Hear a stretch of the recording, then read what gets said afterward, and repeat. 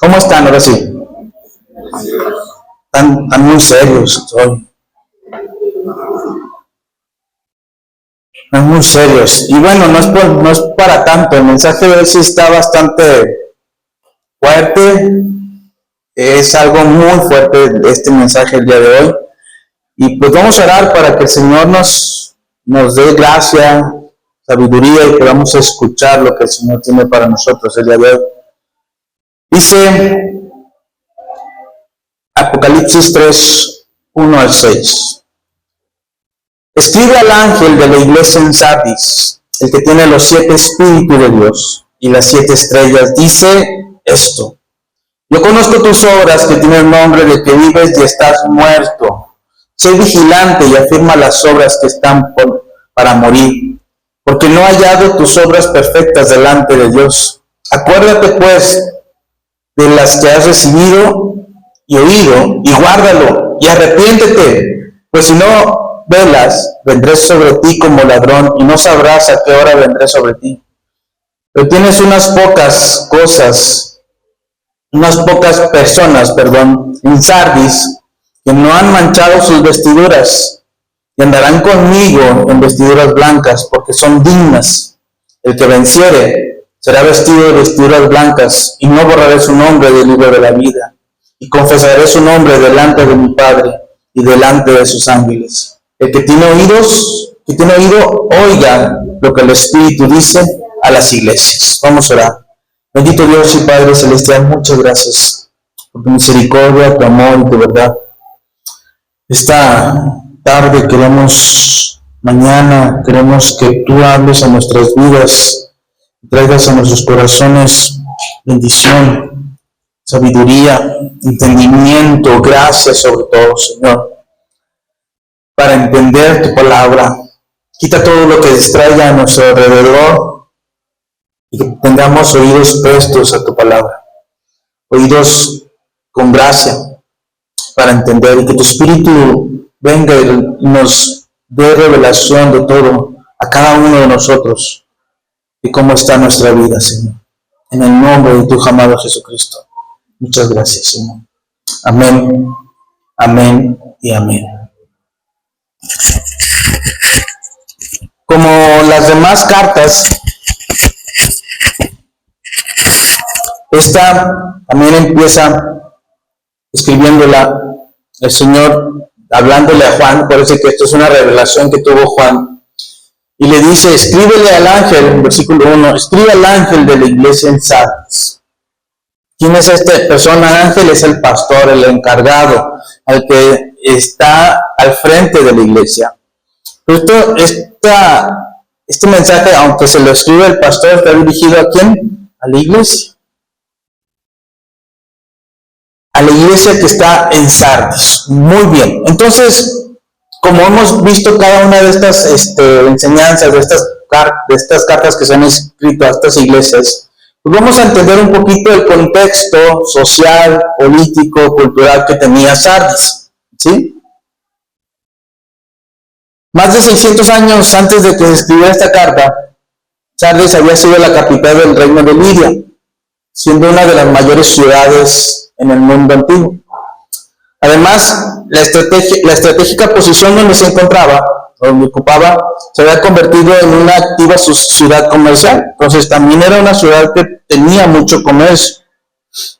A lo que añadimos a esto, que las enormes cantidades de oro que extraían del cercano río Pactolos. Había un río que corría por esa ciudad donde encontraban oro. No sé si usted se acuerda o ha escuchado de la fiebre del oro en Estados Unidos, que iban a los ríos y encontraban pitos, ¿no? Y ahí de repente están todavía buscándole algo. Y esa ciudad se volvió muy rica por eso, porque encontraron mucho oro. Entonces, esta ciudad se volvió, su riqueza era lo que la distinguía, ¿sí? Era una ciudad rica. En ese tiempo había un gobernador que se llama Crescio. Era muy famoso este gobernante. Y se había acuñado una frase en esa ciudad que decía: tan rico como Crescio, el gobernador que estaba ahí. Sin embargo, al momento que se escribe esta carta, en Apocalipsis, de aquella gloria del pasado solo quedaban el recuerdo. Sí, fue muy famosa, sí fue muy rica y se sentía como que la mejor de todas, pero ya nada más era un recuerdo. ¿Usted alguna vez ha estado así? ¿Que ha vivido tiempos muy buenos, muy prósperos, muy bendecidos? Y nomás dijimos, ay, me acuerdo de cuando estaba así. Y a veces lo decimos con un dolor, ¿no? Como que, híjole, porque ya no estoy así. Pues, ¿qué habrá pasado para ya no seguir en eso, ya no haber estado en eso? Algo habrá pasado. Entonces, la iglesia, la ciudad se estancó, ¿sí? Y se apoderó la decadencia en esta ciudad. En cambio, en el contraste entre lo que había sido, en lo que era, en ese momento que era muy poderosa, pues ya no era tanto. Pareciera que esta ciudad, por esa facilidad económica que tenían de enriquecerse, era su mayor debilidad, porque tenían, y ellos pensaban que podían hacerlo todo. En aquel entonces venían muy seguido, su posición en la que estaban era en una montaña alta, y sus murallas eran altas también, y pensaban que nadie podía hacerles daño si las querían atacar y todo. Y se descuidaron en cuidar su defensa, y la ciudad fue sitiada, fue atacada, y la conquistaron. Pero ellos pensaban, no pasa nada. Venían desastres naturales, no pasa nada, volvían a reconstruir. Pensaban que todo eso iba a durar para siempre. Entonces, como estaba en una colina alta, pues pensaban que sus defensas eran las mejores, como les decía. Y vino Ciro, el persa, y los conquistaron. Fueron sorprendidos por sus enemigos al estar excesivamente confiados en la resistencia de sus fortalezas. En la parte de la religión o sus creencias, Sardi le daban culto a Artemisa, una diosa pagana asociada a la fertilidad de la casa. En su templo quedaban algunas ruinas que podían hacer idea de esas dimensiones que tenían de ideas. Entonces,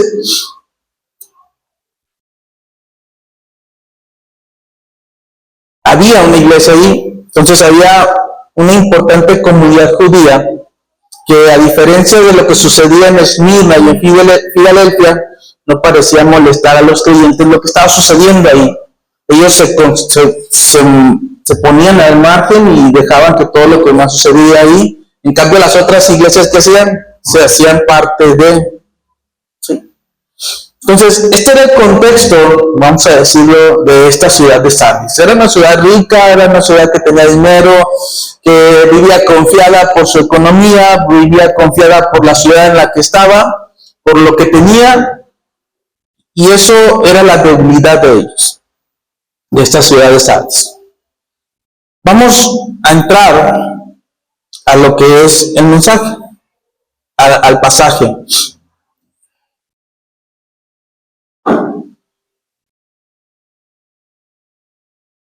Dice Apocalipsis capítulo 3, versículo 1. Escribe al ángel de la iglesia de Sardis. Y vean la diferencia de las demás cartas a esta.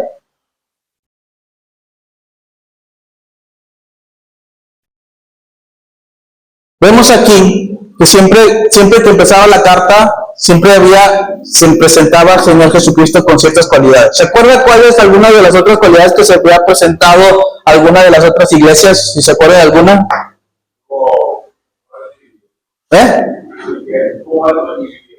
No. De las cualidades que se presentaba Jesús hacia las otras iglesias, ¿cuáles eran?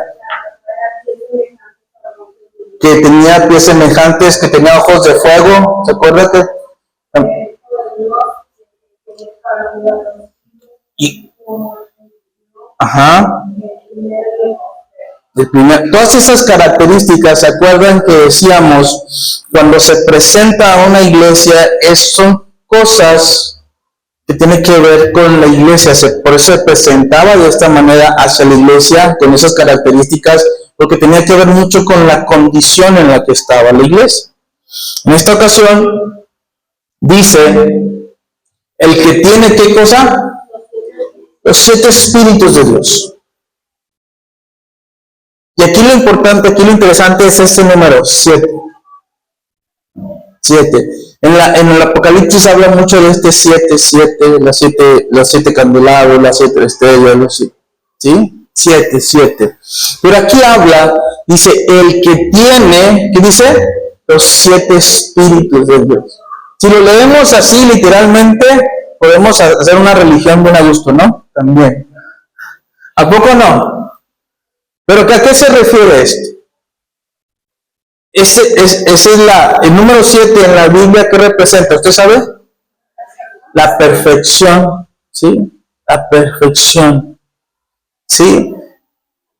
El Señor Dios creó al hombre ¿en qué día? En el día sexto, en el 6.º día, ¿sí? Por eso el 7º es la perfección, donde Dios creó y dejó todo perfecto. El 7 siempre anuncia la perfección. Y al hablar de perfección,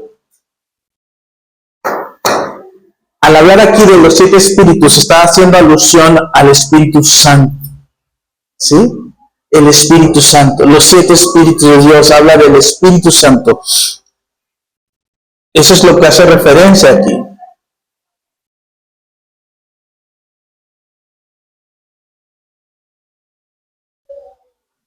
En esta expresión describe los recursos espirituales, los infinitos recursos espirituales que tiene el Señor, y que era precisamente lo que la iglesia necesitaba para volver a la vida. Acuérdense que el Espíritu Santo es el único que puede dar vida al que está muerto. El Espíritu Santo fue el único que pudo poner una semilla en el vientre de María. ¿Para qué? Para dar vida. Y hoy conocemos al Señor Jesucristo, a quien adoramos y exaltamos. Entonces, nosotros como creyentes, ni la iglesia, no podemos mantenernos sin nuestra vida espiritual por sí solos. Una vida espiritual por sí sola no podemos. ¿Necesitamos de quién? Necesitamos del Espíritu Santo, ¿sí? Y esa es la vida que el Señor nos quiere. Ahorita que cantábamos decía, dame tu vida, esa clase de vida que sabes dar. ¿Y cuál es esa vida que el Señor quiere para nosotros? Una vida de santidad, una vida de pureza, una vida que le honre, una vida que le agrade, una vida que le obedezca. Esa es la vida que el Señor quiere de parte de cada uno de nosotros. Pero a lo mejor no estamos viviendo esa vida. Y por eso cantamos, dame esa vida, esa clase de vida que sabes dar. Entonces, es el Espíritu Santo el que viene hacia nosotros y nos da vida. Es el que nos convence de nuestro pecado. Nosotros podemos buscar ayuda por todos lados para poder cambiar, para querer hacer las cosas diferentes, para ya no vivir la vida que vivimos. Pero ¿quién es el único que nos puede ayudar? Es Dios, a través de su Espíritu Santo, que nos hace entender que estamos mal, que necesitamos cambiar, que necesitamos esa vida diferente. Por eso dice, el que tiene los 7 espíritus. Estamos el Espíritu Santo de nuestro lado para esto. Otra característica que da de sí mismo, dice, el que tiene los 7 espíritus de Dios, ¿y qué más tiene? Las 7 estrellas. Dice esto. ¿A qué se refiere con las 7 estrellas? ¿Qué será? A lo mejor a nosotros pues, no hay mucho mucho contexto de que nos pueda decir algo, pero acuérdense, esta carta está escrita a la iglesia de Sardis. Y parte de los cultos que tenía la iglesia de Sardis Era una iglesia que creía mucho en los astros, en la luna, las estrellas, Júpiter, Saturno, y decía que si estaban alineados y todo eso. Hoy en día también, ¿no? Mucha gente que ve las estrellas y dice y todo eso. Pero ellos creían en todo eso, cómo el universo nos movía y nos decía, etc. Bueno, a esta iglesia, por eso le dice las 7 estrellas, refiriéndose a que el Señor es el creador del universo y que Él tiene el control de todo. ¿Sí?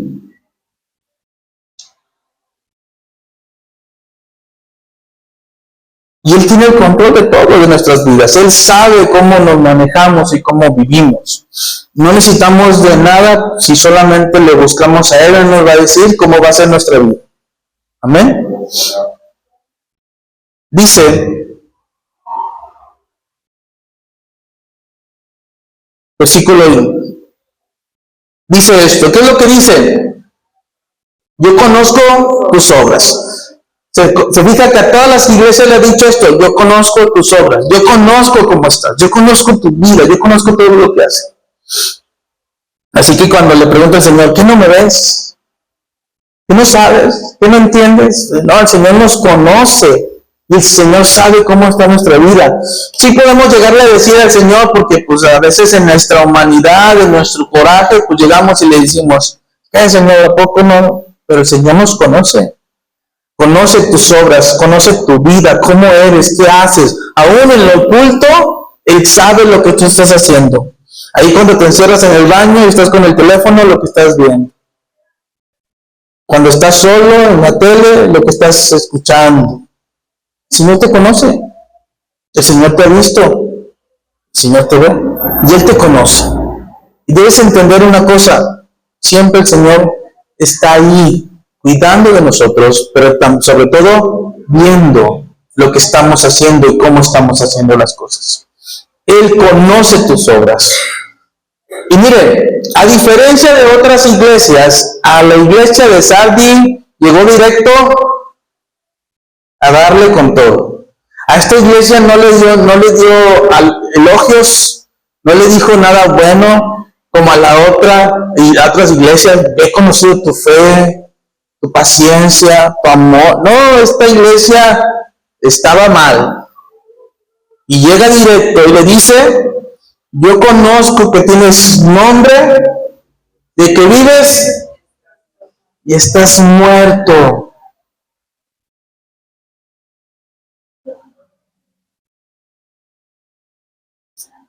Tienes el nombre de que vives.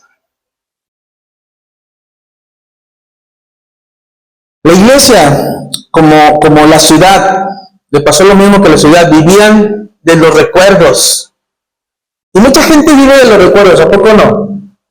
Es que antes, y yo era así, y yo era así, yo era lo otro, yo acá. ¿Cuántos tienen más de 20 años en la iglesia? Los que tenemos mucho tiempo, vivimos mucho de eso, ¿no? De los recuerdos. En aquel tiempo, yo me acuerdo que sí, yo me acuerdo que aquello, yo me acuerdo que de lo otro. Cuidado, porque a lo mejor podemos pensar que estamos vivos, pero estamos muertos.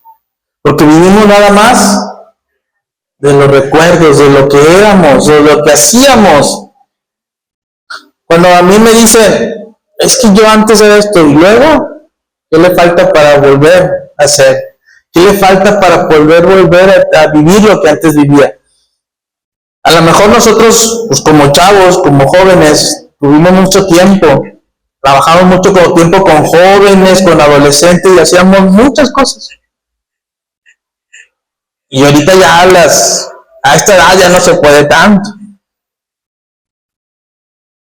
Ya no se puede tanto, pero hay que hacer otras cosas. A lo mejor nosotros vivíamos, nos la pasábamos en campamentos, nos la pasábamos en congresos, andábamos para allá y para acá, viajábamos horas en el camino y nos cansábamos. ¿Usted cree que a estas alturas uno puede? Pues a lo mejor sí, pero cuesta mucho más que antes. Pero no podemos vivir del recuerdo, no podemos vivir de lo que antes teníamos. Tal vez la iglesia se gozaba de la buena reputación en medio de la ciudad que estaba. Pero mire, al Señor no le importa la reputación que tengamos como iglesia. Al Señor no le importa lo que antes vivíamos. Al pueblo de Israel le decía que se olvidara de aquello que había vivido antes en Egipto. Muchos querían regresarse a Egipto por los caldos, la sopa, y no se acordaban que vivían como esclavos, pero por eso querían regresar. Muchas veces queremos volver a la vida que teníamos antes, pero no nos acordamos lo malo que lo pasamos. No nos acordamos lo difícil que estaban en esos momentos. Y fíjense, como jóvenes siempre queremos vivir algo mejor. Uno como joven piensa, ¿en qué piensa más el joven? ¿En el presente, en el pasado o en el futuro? Uno como joven piensa más en que en el futuro, ¿no? Pero ya cuando ese futuro se hace presente, añora qué.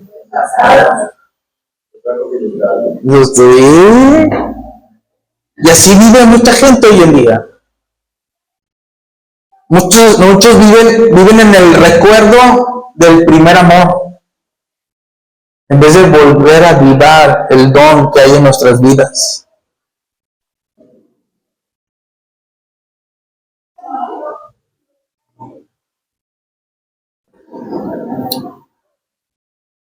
Dice, tienes nombre de que vives, pero estás muerto. Imagínese tener esa fama de que estás vivo, pero realmente creer que tú estás vivo, pero realmente estás muerto. A lo mejor la iglesia de Sardis es lo que a lo mejor conocemos como cristianos nominales. ¿Qué es eso de cristianos nominales? Nada más son cristianos de nombre, pero no de hechos. No son cristianos de los que viven, de los que realmente viven el Evangelio, viven la palabra, viven lo que es. ¿Sí? Es triste decirlo, pero cada vez es más fácil encontrarse en las iglesias evangélicas gente que es nominal, o sea, que se dice cristiano. Por ejemplo, en estos días hay un evento bien importante acá en Monterrey, ¿sí o no? ¿Quién sabe cómo? ¿Cómo se llama? Al norte, ¿sí? Pregunta, ¿ese es un lugar para cristianos o para que estén cristianos ahí? ¿Sí o no? No. ¿Pero qué creen? Ahí andan bien emocionados muchos cristianos que dicen que son cristianos. Emocionadísimos, brincando, saltando, cantando, dándole promoción ¿a quién? A una cerveza, ¿sí no? Porque ¿quién lo patrocina ese evento? Y donde quiera está la marca esa, ¿sí o no? Y los cristianos bien contentos ahí, gritando, saltando, y acá, bien emocionados porque vieron a su artista favorito, a su cantante preferido, etcétera, etcétera, etcétera. Hermano, ¿pero qué tiene de malo? ¿Qué tiene de santo? Yo le preguntaría a usted. ¿Cómo santifica eso su vida y cómo glorifica eso al Padre? Yo le preguntaría mejor. Porque de malo no puede tener nada malo, pero no tiene nada de santo y no tiene nada que glorifique al Señor. Al igual que cada vez que usted escucha cierta música, a la vez igual que usted ve cada ciertas cosas, eso no glorifica al Padre. Entonces, en vez de estar vivo, estás muerto, porque nada más eres un cristiano de nombre, nominal. pensando que estás en el camino correcto, viviendo como un cristiano, pero ¿qué crees? No. Mire, la iglesia tradicional de México, usted la conoce, ¿eh? ¿Sabe cuál es la iglesia tradicional de México? ¿Cuál es? La iglesia católica. ¿Cuánta gente se ha encontrado usted en esos lugares? Bueno, en el mundo, a sus compañeros como usted, y le pregunta, oye, ¿tú qué eres? Oh, yo soy católico. ¿En serio? ¿Cada cuándo vas? No, yo nunca voy, pero yo soy católico. Y así son muchos cristianos también. Dicen, soy cristiano. Ah, ¿dónde existes? No, a ningún lado, pero soy cristiano. ¿Dónde te congregas? No, a ningún lado, pero soy cristiano. Y los ves en este tipo de eventos y dices, ¿eres o no eres? ¿Estás vivo o estás muerto? Es bien fácil decir soy y no practicar lo que digo que soy. Por eso a lo mejor muchos viven en la secreta. Son cristianos de la secreta. Nadie sabe y nadie sabrá que eres cristiano. Solamente tú crees que eres cristiano. Y fíjese cómo la Iglesia Católica, ¿usted ha visto que ataquen a la Iglesia Católica de alguna manera? Sus prácticas, ¿sí o no? Pero al cristianismo se le ataca demasiado. ¿Por qué será? Al contrario, el gobierno le da todas las facilidades habidas y por haber. Llega a una iglesia católica, se posiciona de un terreno que le el gobierno, ahí está. Así te lo dan. Y a las iglesias cristianas, nada, y aparte la fama que tienen los cristianos, bueno, ese es otro boleto. Lucas capítulo 6, 26, fíjese lo que dice. Lo que dice el Señor en Lucas capítulo 6, 26, dice, ay de vosotros, cuando todos los hombres hablen bien de vosotros, porque así hacían sus padres con los falsos profetas. Hoy en día la gente, todo el mundo busca una aprobación, que sea aprobado. Ay, no, yo me llevo muy bien, la gente muy bien y todo. Pero el Señor dijo, yo no he venido a traer paz, yo he venido a traer guerra. A que esté el padre contra la madre, el hijo contra... Eso es lo que hace el Señor cuando venimos. No es fácil uno que es cristiano vivir la vida normal. ¿Por qué? Para todo el mundo es un problema que tú seas cristiano. De repente, oye, es que el hijo se convierte y la mamá llega con la mamá, llega con el papá, oye, es que ya soy cristiano. Y es lo peor que le pueden haber dicho, que son cristianos. Mejor te hubieras quedado de borracho, de prostituta, de lo que sea, pero cristiano no, estás deshonrando a la familia. Ay, pues qué tanto. Yo no soy mala, me estoy asando.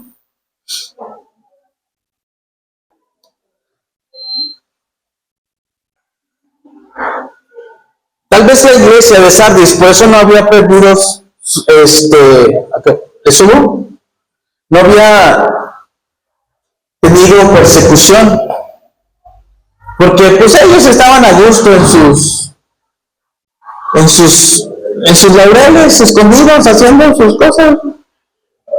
No pasa nada.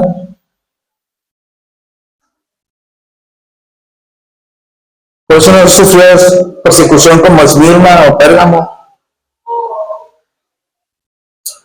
Estos eran un ejemplo del cristianismo que no es inofensivo. Se habían acomodado al mundo y no tenían que pagar ningún precio por su fe en Jesucristo. ¿Por qué deben de molestarse Satanás en perseguir a la iglesia que estaba muerta? ¿Para qué? ¿Usted cree que Satanás se va a preocupar por alguien que está muerto y dice que está vivo? No. ¿Cuándo vienen los problemas a usted como cristiano, a usted como iglesia? ¿Cuándo vienen? Cuando usted se mete más con el Señor, cuando usted busca más al Señor, cuando usted busca más estar en santidad, cuando usted busca estar más en relación con Dios, ¿qué pasa? Estaba mejor antes, dicen muchos. Pero créanme que no es cierto, no estaba mejor antes. Porque vivía en una vida de pecado, de muerte, que lo llevaba directito al infierno. No podemos aparentar, vivir de apariencias, aparentar que estamos vivos, pero realmente estamos muertos. No podemos. Tenemos que tener ese cuidado de esa vida, porque una iglesia que está viva y que predica la palabra del Señor, siempre está bajo el ataque de Satanás. Porque usted, si predica el Evangelio, si usted vive una vida de santidad, si realmente es un hijo de Dios, es un peligro para Satanás. Pero si no, ahí lo tiene como amigo al enemigo. Este no me da problemas, al contrario, este me ayuda. Ahí anda metiendo discordia entre los hermanos, ahí anda haciendo pleito entre los hermanos, anda causando divisiones en las iglesias. No, este es muy buen amigo en vez de ser un buen enemigo. Por eso no tienes problemas, no situaciones, no nada.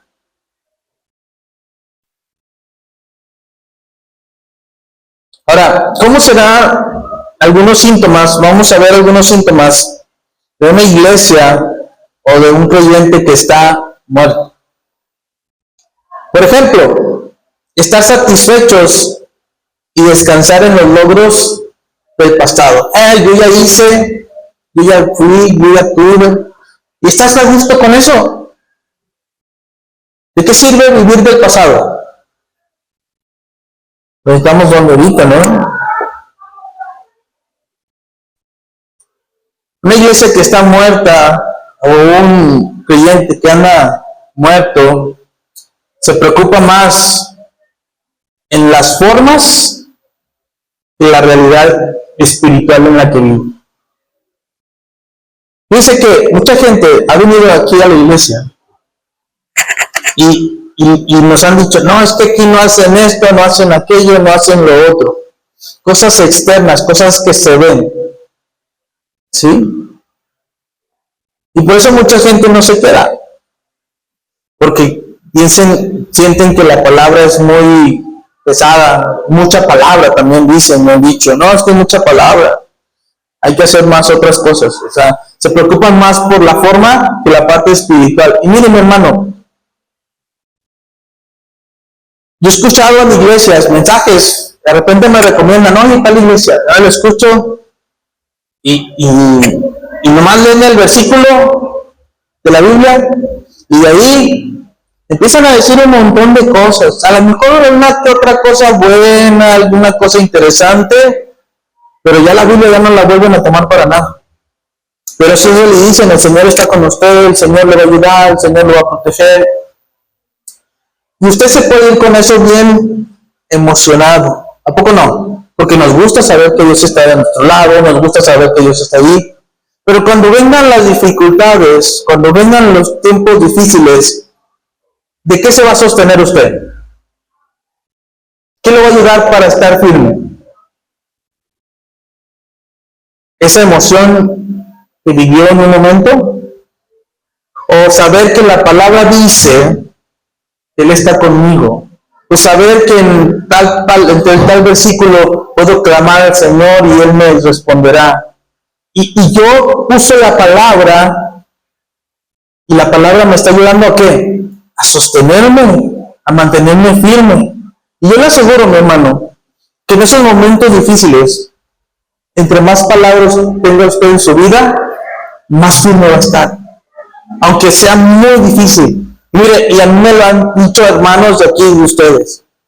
Es que si no es por la palabra, estaría completamente destrozado. Si no hubiera sido por la palabra, ¿por qué? Porque a lo mejor en otros momentos había una emoción en mi vida, pero ahora tengo la palabra, la cual me sostiene, en la cual me detengo, en la cual me estoy firme. Es la palabra. Y eso es lo que nuestra vida empieza a levantarnos.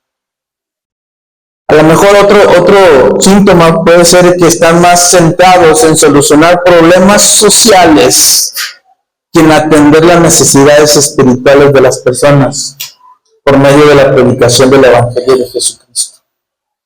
¿Qué es esto?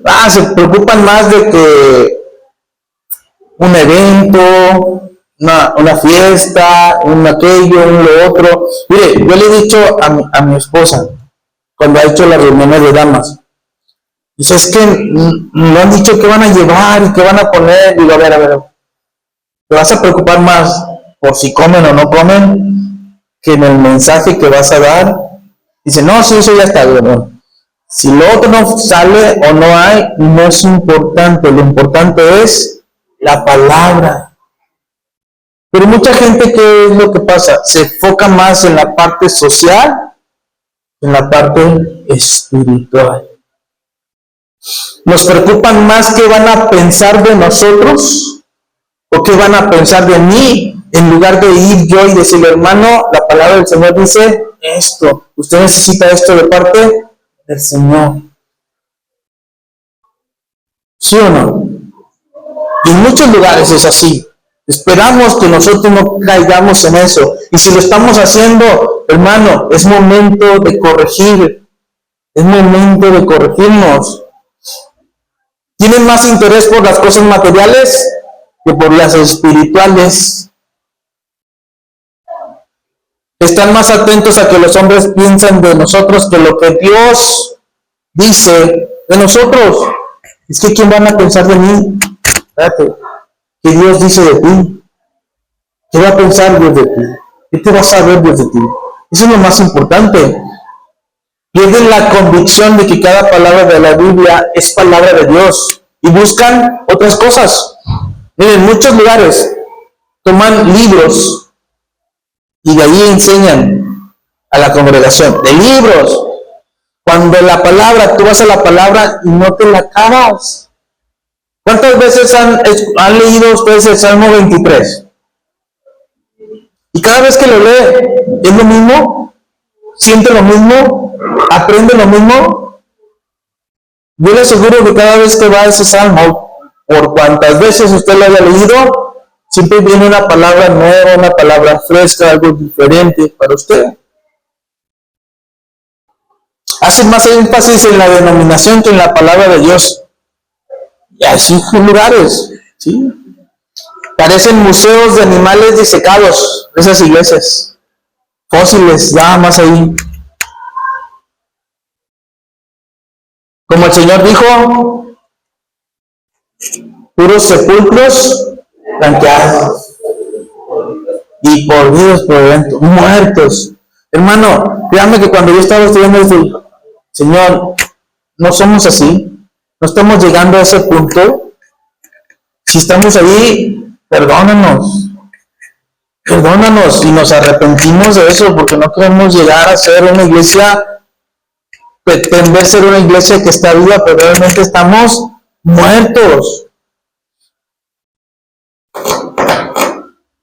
Sigue diciendo, versículo 2 de Apocalipsis 3.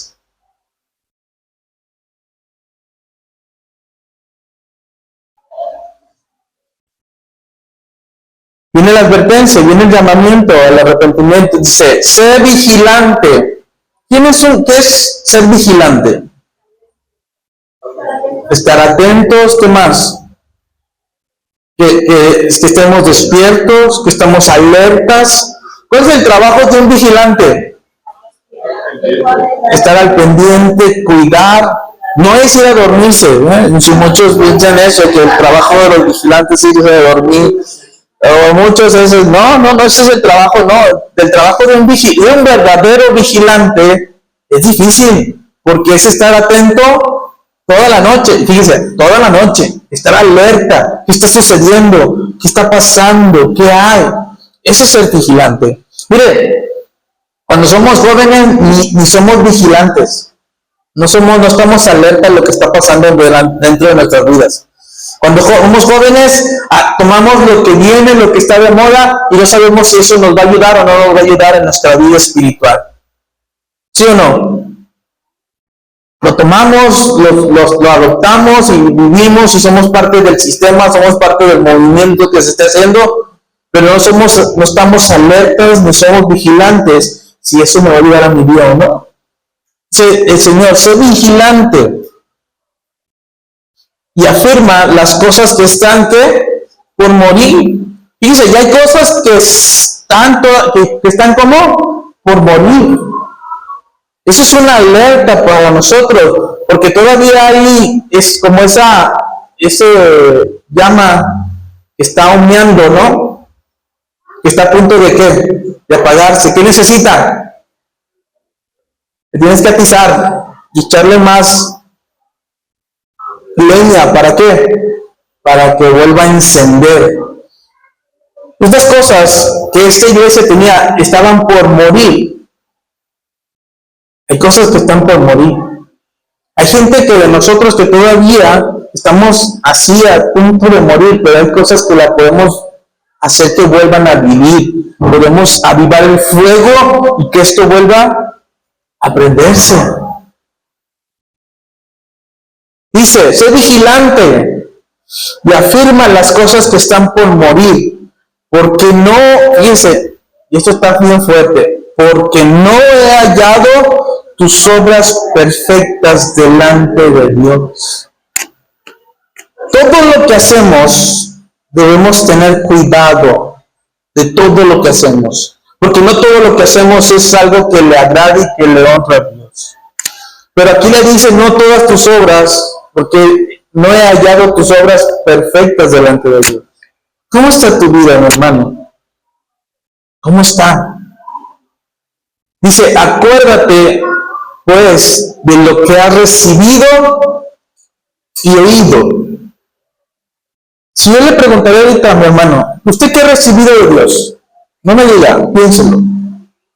¿Usted qué ha recibido de Dios? Desde el primer momento que le dijo, Señor, te entrego mi vida, te entrego todo lo que soy, haz tu voluntad en mí, tuyo soy, quiero que tú seas el dueño de mi vida, te acepto como mi Señor y Salvador. De ahí para acá, ¿qué es lo que Dios le ha dado?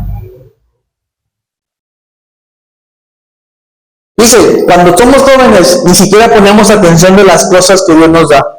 Si yo le pregunto a los jóvenes qué Dios les ha dado, y ahorita ni me están pelando. Están en otras cosas. ¿Por qué? Porque no apreciamos lo que Dios nos da.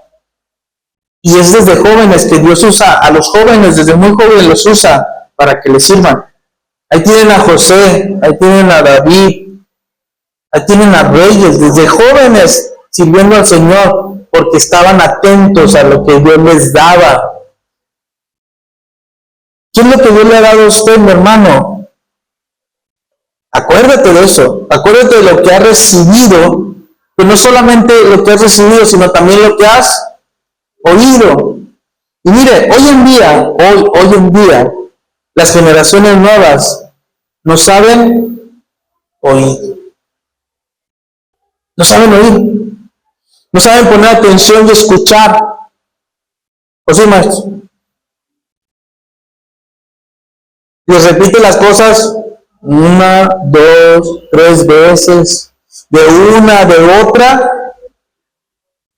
Y no es que no te entiendan, no te están escuchando, están en otras cosas, están pensando en otras situaciones, en la novia, en el juego, en los amigos, en tantas cosas que hay a nuestro alrededor, que estamos pensando en eso y no escuchamos con atención lo que Dios tiene para nosotros en nuestras vidas. Si viviéramos del recuerdo, cuando yo era joven, había muchas cosas que Dios nos decía a nosotros como jóvenes. Pero yo desde muy joven era muy analítico lo que recibía de parte de Dios y yo decía, ¿a poco sí, Señor? ¿A poco será? ¿Y cómo lo vas a hacer? Si es cierto esto, ¿cuándo será?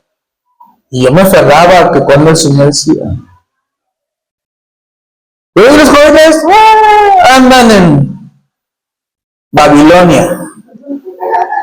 ¿Verdad, jóvenes? ¿Ya ven? ¿Ya ven? Entonces, si no somos atentos a lo que estamos escuchando, si nosotros aún de adultos no estamos atentos a lo que oímos, ¿cómo nos vamos a acordar de todo eso que hemos recibido y de lo que hemos oído? Pero la iglesia le dice, acuérdate de lo que has recibido y de lo que has oído. ¿Y qué cosa? Y guárdalo. ¿Y qué más? Y arrepiéntete. Guárdalo y arrepiéntete. En el Antiguo Testamento el Señor nos dice, acuérdate ve por la senda antigua.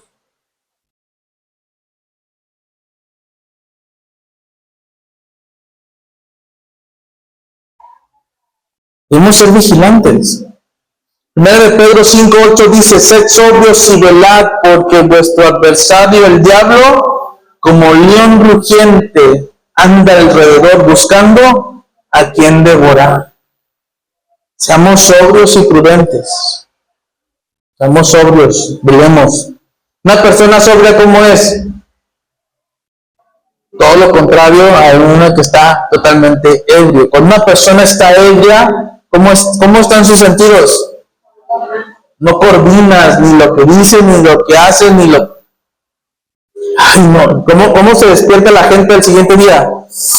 ¿Qué hice? Yo no me acuerdo qué pasó. ¿A poco hice eso? ¿A poco dije aquello? Por eso el Señor nos dice, seamos sobrios. Afirma las cosas que están por morir. Porque no ha llegado tu obras perfectas. Mire, es interesante que el Señor nos manda a que seamos cristianos fieles, que vayamos a la iglesia, ¿sí? Que seamos fieles a Él, que escuchemos su palabra. Pero fíjese, algo interesante que le dice, esto lo vamos a ver. Dice, acuérdate de que lo que has recibido y guárdalo y arrepiéntete. Hasta ahorita tenemos una oportunidad para arrepentirnos. Es urgente que usted piense, analice cómo está su vida y podamos arrepentirnos. Ahorita que hay oportunidad. Usted puede decir, no, pues yo vengo a la iglesia, yo estoy aquí. Que se arrepientan los que están afuera, los que fuman, los que toman, los que se drogan, los que... Sí, ellos también tienen que arrepentirse, pero nosotros debemos vivir en un continuo arrepentimiento delante del Señor. Porque si pregunto, ¿cuántos pecaron ayer? Mejor así lo dejamos, ¿verdad? Debemos arrepentirnos constantemente. No vivimos una vida de pecado, pero seguimos pecando. Esta carne sigue pecando. Entonces acuérdate de lo que haces y arrepiéntete. Debemos guardar nuestros corazones, debemos guardar nuestra vida. Dice, pues si no velas, dice, ¿cuál es la consecuencia de no velar? ¿Cuál es? De no estar atentos, de no saber alertas. ¿Cuál es la consecuencia? Pues si no velas, vendré sobre ti como ladrón y no sabrás a qué hora vendré sobre ti. ¿A poco a usted no le preocupa que un día el Señor venga y se quede? Si a usted no le preocupa, déjame decirle que a lo mejor está muerto. Pero si a usted le preocupa un día el Señor venga y se quede aquí, a lo mejor todavía hay algo de fuego ahí que quiere brillar. Porque día a día tenemos todos los días de nuestra vida lo tenemos que vivir como si fuera el último. ¿Sí? Debemos vivirlo como si fuera el último día de nuestras vidas. Pero también debemos hacerlo, y lo que hacemos y lo que vivimos, lo debemos hacer como si fuera, todavía faltara mucho para que el Señor viniera. Porque lo tenemos que hacer con integridad, fieles al Señor, fieles a su palabra. Pues algún día hay gente que se piensa que se puede dar permisos para hacer ciertas cosas, que es pecado. Pero no, imagínese que el Señor venga en ese momento que usted se hace permiso de pecar. No, mi hermano, no podemos vivir así. El Señor va a venir y viene pronto. En la iglesia de Corintio, algunos estaban viviendo desordenadamente, estaban enfermos y otros habían muerto. ¿Por qué? Porque no estaban viviendo y haciendo las cosas correctamente delante del Señor.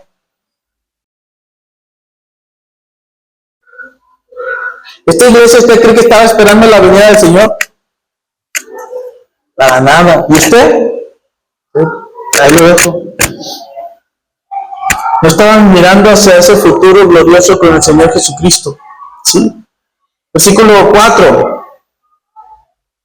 Dice, pero tienes, ¿qué cosa? Unas pocas personas en Sardis que no han manchado sus vestiduras y andarán conmigo en vestiduras blancas porque son lindas. Y esto es muy bueno. ¿Cuántas personas? Dice, yo me pongo a pensar en esos lugares que son megas iglesias. Que son muy, muy grandes. Mis respetos para los pastores que están en esas iglesias. Que tienen esas megas iglesias. ¿Cómo le hacen para cuidar el rebaño? Si realmente lo están cuidando. Y si no lo están cuidando, que Dios les perdone, que Dios tenga misericordia de esa gente, porque a lo mejor son gente que parecen que están vivas, pero no muertas. Y usted va a decir, y no es una crítica a estas iglesias, sino al contrario, a mí me preocupa mucho esas iglesias, porque conozco muchas personas que van a ese tipo de iglesias, que son grandes, que son megas, pero son de este tipo de gente que solamente es nominal. Se dicen que son cristianos porque van a una iglesia cristiana, pero su vida no es. Pero no quiere decir que en esos lugares no haya gente que realmente viva en santidad, que realmente viva preocupada por el Señor y realmente tenga esa vida delante del Señor. Porque dice, así como en la iglesia de Sardis, puede haber algunas pocas personas que no han manchado sus vestiduras y andan conmigo en vestiduras blancas, porque son dignas. Yo me pregunto, si esas iglesias grandotas hay pocos, en las chiquitas, ¿cuántas habrá?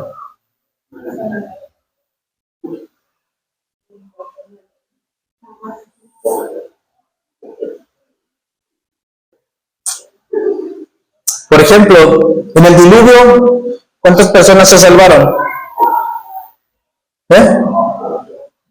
8 personas, más o menos, la familia de Noé.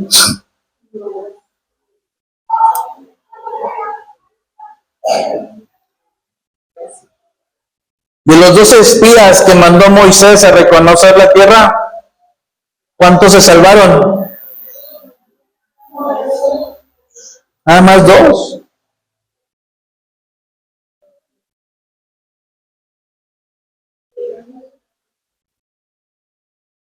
De los 10 leprosos que el Señor sanó, ¿cuántos regresaron? ¿Se fija? Eso a mí es algo que me preocupa. Y yo quisiera ser de esos pocos, no sé usted, pero yo quisiera ser de esos pocos. Acuérdense que muchos son los llamados.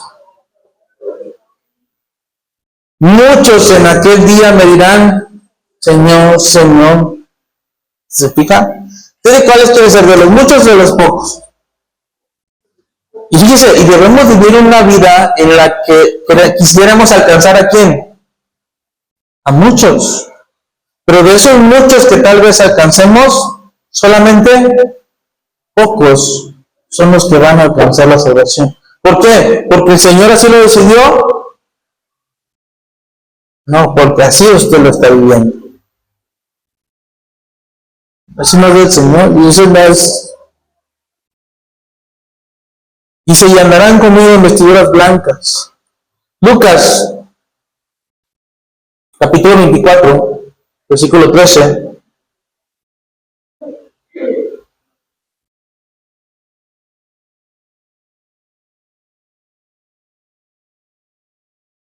Vemos la historia esta historia de cuando el Señor resucitó, andaba con unas personas que andaban en el camino de Maús,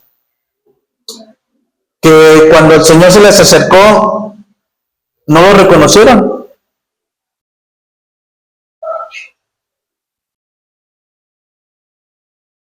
Y entonces el Señor les abrió las escrituras y el corazón de aquellos se volvió a arder con ilusión. Fíjese lo que dice. He aquí dos de ellos iban en el mismo día a una aldea llamada Emaús que estaba a 70 estadios de Jerusalén. Repito. E iban hablando entre sí de todas aquellas cosas que había acontecido. Sucedió que mientras hablaban y discutían entre sí, Jesús mismo se acercó y caminaba con ellos, mas los ojos de ellos estaban velados. ¿Cómo estaban? Velados. ¿Por qué? Para que no le conociesen. Y les dijo, ¿qué pláticas son estas que tenéis entre vosotros mientras camináis y por qué estás tristes? Iban consternados, tristes. Respondiendo uno de ellos, que se llamaba Cleofas, le dijo, ¿eres tú el único forastero en Jerusalén que no ha sabido las cosas que en ella han acontecido estos días? Entonces él le dijo, ¿qué cosas? Y ellos dijeron, de Jesús Nazareno, que fue varón profeta, poderoso en obras y en palabras delante de Dios y de todo el pueblo. Y como le entregaron los principales sacerdotes y nuestros gobernantes la sentencia de muerte y le crucificaron. Pero nosotros esperábamos que Él era el que había redimido a Israel. Y ahora, además de todo esto, hoy es ya el tercer día que esto ha acontecido. Y ellos estaban bien decepcionados. Conste que Él les había dicho que el tercer día iba a resucitar. Y era el tercer día y estaban frustrados. Y el Señor así ¿a poco el Señor le ha prometido algo? Y a veces usted se ha frustrado porque el Señor no le ha cumplido. ¿No? Nomás soy el único. Y esperando, y esperando, y esperando. Y sigue diciendo, 22. Aunque también nos han asombrado unas mujeres de entre nosotros las que antes del día fueron al sepulcro. Y como no hallaron su cuerpo, vinieron diciendo que también habían visto visiones de ángeles quienes dijeron que él vive. Y fueron algunos de los nuestros al sepulcro y hallaron así como las mujeres habían dicho, pero a él no le vieron. Entonces él les dijo, ¿cómo les dijo? Oh, insensatos. ¿Y qué más? Para creer todo lo que... ¿Usted no es de esos? Yo pregunto, nada más. Ya usted sabe si se lo pone o no se lo pone. Es ingrato, testarudo, y no conoce, no cree lo que el Señor dice. Tardos, dice, tardos de corazón para creer todo lo que los profetas dijeron. Sigue diciendo, ¿no era necesario que Cristo padeciera estas cosas y que entrara en su gloria? Dale. Y comenzando desde Moisés y siguiendo por los profetas, les declararon en todas las escrituras lo que de él. Dice, les dio una cátedra otra vez. ¿Y qué pasó después? Se abrieron sus ojos, se abrió su entendimiento. ¿Con qué? ¿Con chismes? ¿Con pleitos? ¿Con acusaciones? ¿Con un evento masivo? No, con la palabra del Señor. Con una palabra, les dio una palabra motivacional. ¿No? Ustedes pueden, no se crean, échenle ganas. No, ¿verdad? ¿Qué les dijo? La palabra. Les declaraba en todas las escrituras.